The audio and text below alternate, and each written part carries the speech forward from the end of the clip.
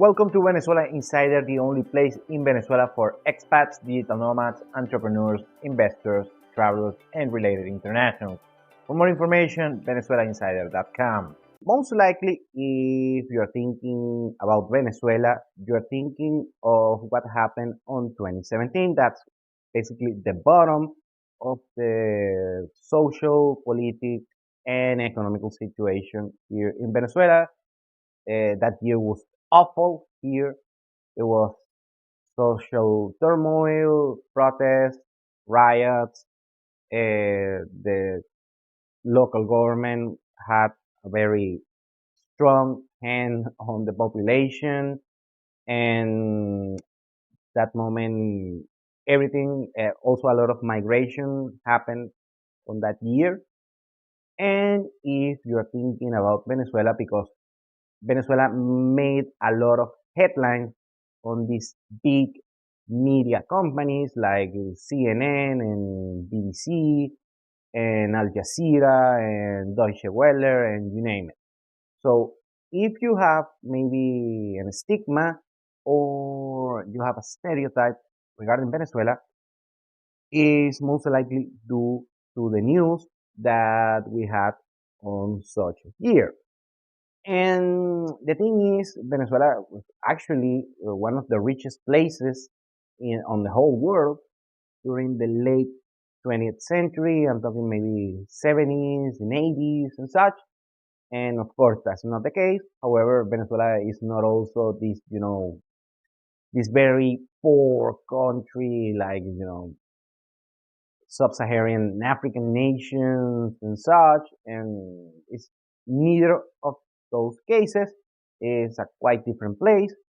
It's a Latin American place. However, it's a little bit different than your Colombia or your Mexico or your Argentina, you name it. So today we're going to review 5 myths that you might have about Venezuela. Number one is hyperinflation. Okay, this is not a myth.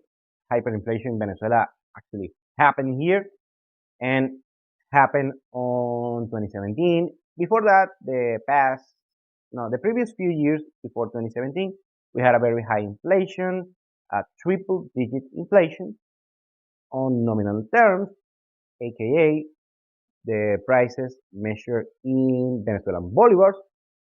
They basically double every single year between 2013, 2014, and 2017. And 2017, hyperinflation just skyrocketed. Since 2020, 2021, the hyperinflation just ended, and we have a severe inflation on nominal terms measured on Venezuelan bolivar. However, when you think about hyperinflation, you think Weimar Germany, you think Zimbabwe, you think on this very historical, famous hyperinflation scenario. Venezuela was quite different because I prepared when I knew that we're gonna have hyperinflation here in Venezuela. It didn't happen like that because when you think hyperinflation, you think maybe this barrel, this bucket of big blocks of bills, and that's the only way you can pay. You can pay when you live on hyperinflation. That wasn't quite the case though. We had a bunch of bills in order to pay something. It was this big packs of bills, but it wasn't that draconian as you see on history books or economics books. It was awful, I have to say. I mean, it wasn't no party over there. It was tough. However, it wasn't that awful as you saw on these historic events on Zimbabwe and Weimar Germany. But it was bad, I have to say. And the prices are, it didn't change day by day. I mean, it was funny because basically you can have the same price for any given item, but it was like maybe the same week, maybe on Monday you have a price, and the same price can last it until Friday, and the price change again. It wasn't like it was changing on the same day. It was a bizarre and surreal situation. Now, since late 2018 and early 2019, the Venezuelan people just de facto dollarized the economy. And what happened is that people start charging their services, their goods and services on USD on most cases, and depending on the location here in Venezuela, for instance, on the neighboring states with Colombia, especially on Táchira state, they were setting the price on Colombian pesos, and the state that I grew up, the Bolivar state, it was on gold. Some people exchange gold, not silver, just gold, but also take the USD. Most likely they were using USD, but also they use, physical gold. And a few places and a few niche markets, you can also exchange Bitcoin for goods and services. But it was a very niche thing, but it was somehow used. It wasn't not like Venezuela become this big crypto paradise like El Salvador or something, but still Bitcoin got a few of a market share. And after that, after 2019, everyone just started charging on USD. And I'm talking maybe a plumber, a taxi driver, a professional service, and even the supermarkets charge on USD, or at the very least set their prices on USD, and also they take the Venezuelan Bolivar, which is the legal tender, although the USD, the US dollar, is a de facto legal tender as well. So when you think all of this situation after 2019, people just use the USD and Bolivar, the prices of Bolivars that you still see that are high, and there is a high inflation, not a hyperinflation, a high inflation, a three-digit inflation, and on these economic rankings and such, but it's just as a reference, people just use the USD as the benchmark. So this crazy hyperinflation like Zimbabwe or why my Germany, we don't have that in Venezuela at the moment, and we didn't have it since the past 5 years or so. Number two is $5 salary. So the wages here in Venezuela are low, I have to say, but they are not that low. Here's what happens. First, we have to explain that the private sector wages are the minimum wage on the private sector is around $200 per month. Uh, at the very least, it's something like $150 per month. And of course, they don't go that high. Maybe the highest salary regarding wages and salaries to be around $1,000 per month. I'm talking a very important job. Okay. The $5, $10 salaries that you might hear or you might see here in Venezuela are regarding the public sector salary. And the reason they are so low is first, they are set on Venezuelan Bolivar, not on USD.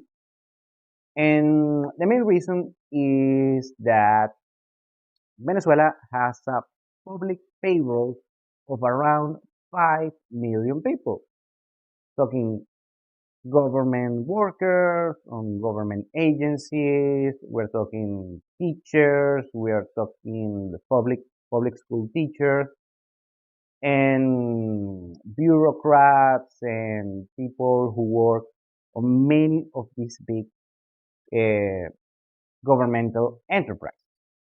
And what happened is that, of course, the Venezuelan government got bankrupt a few years ago. Still have money, they still have money, but they don't have the sufficient income in order to support this huge payroll of over 5 million people. And also they have to pay pensions and retirees. So if you add all that up, we're talking about around 10 million people here in Venezuela that the Venezuelan government is it has this obligation to get these people paid. The thing is, on real terms, the government doesn't have the financial capacity in order to pay monthly wages, good monthly wages to 10 million people. And the way that they saw this, let's say, defaulted on this obligation is by, of course, uh, depreciating the currency, the Venezuelan bolivar. And on the real term, what is happening is a de facto default on such obligations by just paying as little as they can on real terms. And basically what they're trying to do is, trying to trying to serve these obligations as they can, but at the same token is basically looking to reduce, to shrink the the public budget. And one of the ways I have to be responsible and say this, actually the Venezuelan government is shrinking their fiscal deficit. They have done so on the past, let's say, 5 to 6 years, and they can cover this big huge payroll on the country, and also they have these social welfare programs. They are defaulting on such as well, and they're not doing it just straight up, just they're doing it by paying a little, a very little amount on real terms on Bolivar. So when you see that Venezuela has $5 wages and salaries, and if you're maybe investing here and hiring here people in Venezuela, you're not gonna do it with $5 to $10 per month. The entry level will be something like $200 per month. Number three is food shortages. We have food shortages here in Venezuela? No. The thing is that we used to have it on previous years until 2017. What happened is on the 2010s decade, the government started these price caps on certain items, food items like milk, like sugar, like cooking oil, like meat, you name it. And also these hygiene products like toothpaste and paper towels and such.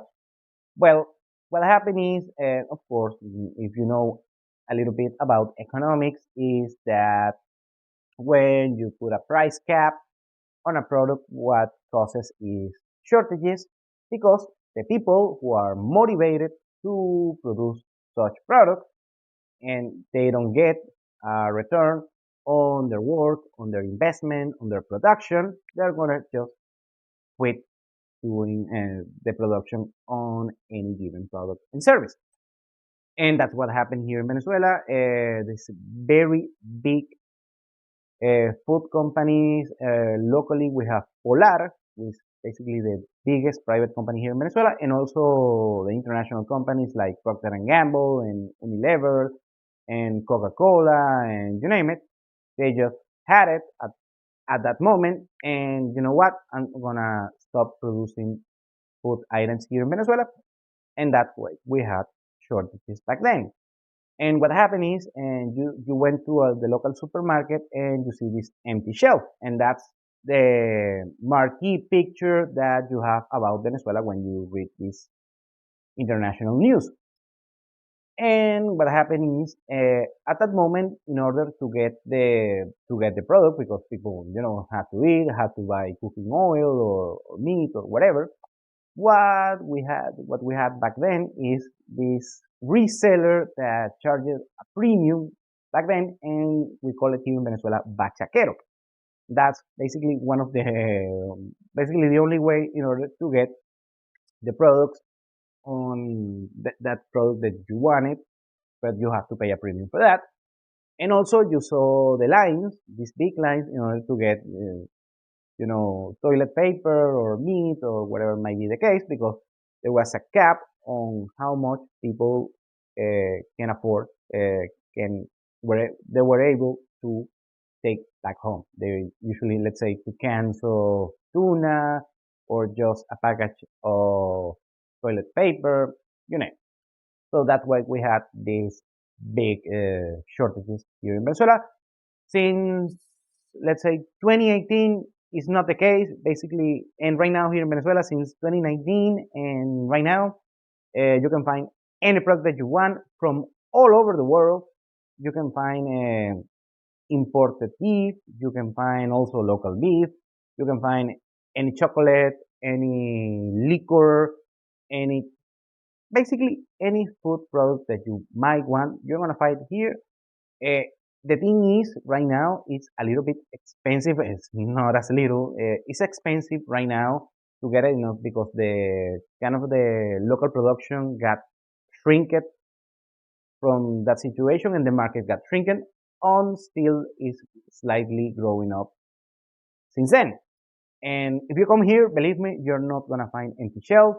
Every supermarket, every corner store place is gonna be stacked with products, goods, and you name it. So you're, it's a myth that we have that situation of scarcity right now. Myth number 4 is dirt cheap prices. If you come here to Venezuela, don't expect a bargain. Venezuela is not the cheapest place in the world. This is not the Philippines. This is not Thailand. This is not, I don't know what to say, Guatemala. I've never been in Guatemala, so please leave in the comments how the prices are, or Bolivia or something like that. No, here the prices, Venezuela ain't a cheap place. Also, it's not a crazy place, crazy expensive like Dubai or Switzerland or such, but it's not a dirt cheap place. It's a reasonably affordable if you know what you're doing. However, Venezuela ain't cheap. What happened is in 2017, late 2017, and 2018, Venezuela was way, very cheap back then. You can find 5-star hotel rooms for $30 per night. You can go to fancy restaurants and just pay like $4 or $5 per plate. I'm talking, a high-end restaurant back then, and then salaries were way bad, and even private salaries were way low back then. I'm talking maybe like $40, $50, something like that, and $100 was a good salary. I remember back then, and but still, right now is not the case. Uh, Prices are set. Basically, the prices that you're gonna find here in Venezuela are congruent with the international standards and especially with the Latin standards.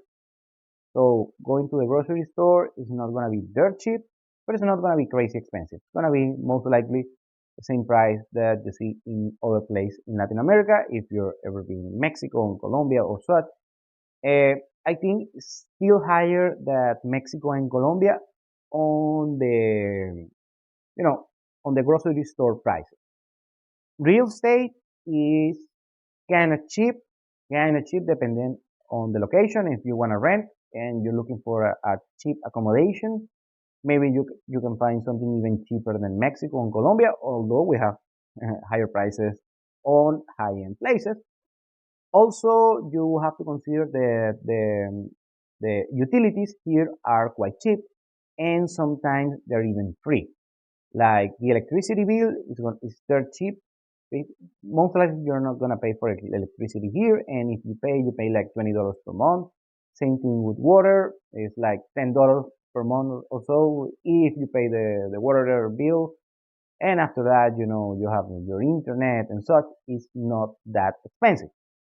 But still, it's not this crazy place that you think that you're gonna come with a few $100s and you're gonna be a king here in Venezuela. You got another thing coming. Venezuela is not a dirt cheap place. However, it's a reasonable, affordable if you know what you do. And the fifth thing is migration. And the migration, the diaspora that we had here in Venezuela is actually true. However, it's not like that everyone wants to leave Venezuela. We had a migration of around 7 million people, and you find such people on Colombia, around 2 million people. I'm gonna do a video detailing such, but you find them on Colombia, the US, Spain, Chile, Argentina, and a few other places, Mexico as well. Well, a lot of people migrated from Venezuela, and yeah, that's true, but that doesn't mean that everyone wants to leave Venezuela. We have still a population of 28 million people. That is way more than the 7 million people that already left. And the 7 million people migrated because they wanted better opportunities.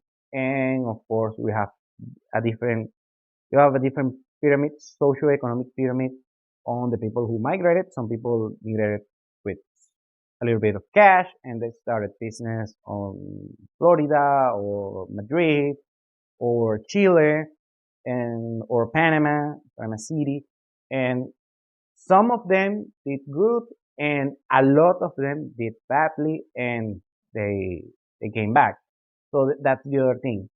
Many people are starting to come back to Venezuela. Also, some people are still leaving the country. But right now, I will say I don't have the exact number, but the net migration is negative here in Venezuela. So are more people, more Venezuelans coming back than the people that are actually leaving. They are still leaving, but on a lesser degree. And the other thing is that they migrated because they wanted better opportunities. The Venezuelan migrants are economic migrants.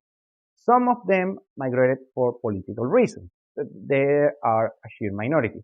Most of the Venezuelan migrants are economic migrants. They expected better economic opportunities abroad, on other places in Latin America, on the US, on Europe. And if you're watching this, you're maybe laughing and saying why they're coming here. This place is an asshole.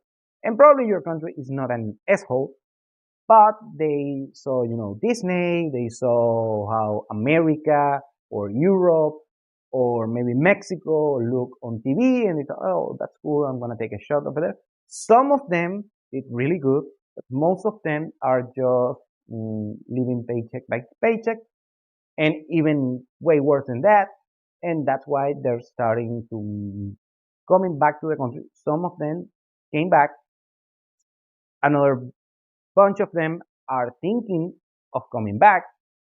And the thing is, they saw the main takeaway with the Venezuelan migration is that the Venezuelan migrants are seeing that the rest of the world is not as better as they thought. It's not as great as they thought, especially the United States that didn't fully cover their expectations. Great country, the US, by the way. Nothing against the United States, but it's not as great as they see it on the movies and the TV, on Netflix and Disney and such.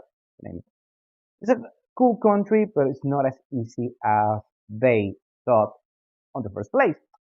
So, of course, that the other thing about the Venezuelan migration is that many of that people on there is a huge cohort of Venezuelan migrants.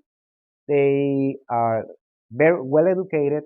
They graduated with STEM degrees, and they're looking for opportunities abroad because they don't have the opportunities here, and that's perfectly a reasonable reason. Pardon my repetition of that. And the main takeaways, and of course, they want to use such STEM knowledge in order to get a very good wage, a good earnings, good income. And Venezuela is not the place to, at the moment, to earn a good living with a STEM degree, although the situation is slightly recovering on that regard. But still, for those people, most of these STEM degrees graduates, still they don't have access to the real opportunities in order to get a good income with their knowledge and their studies. And they're thinking, you know what, I just had it, I'm going to come back to my country regardless of the situation. So it's a very tricky situation, but the main point here with this myth is no, not everyone in Venezuela wants to leave the country. Some of them still want to leave the country, and many people who already left the country are thinking to coming back, or they just come back at all. Thank you for watching Venezuela Insider. Please like, share, and subscribe. Follow us on social media. If you want to work with us, VenezuelaInsider.com. Thanks again and have a nice day.